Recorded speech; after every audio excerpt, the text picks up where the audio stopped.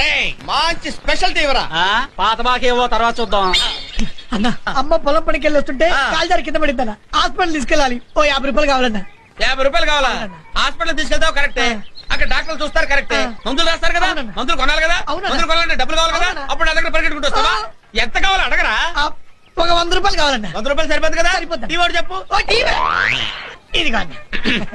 ఇప్పుడు హాస్పిటల్ తీసుకెళ్ళావు, మందులు రాసిచ్చాడు, కొన్నావు. మరి ఆ పేషెంట్ కి బిస్కెట్ లో ద్రాక్ష పళ్ళు ఏవోటి కొనాలి కదా, కొనాలంటే డబ్బులు కావాలి కదా, అప్పుడు పరిగెట్టుకుంటూ నా దగ్గరికి వస్తావా?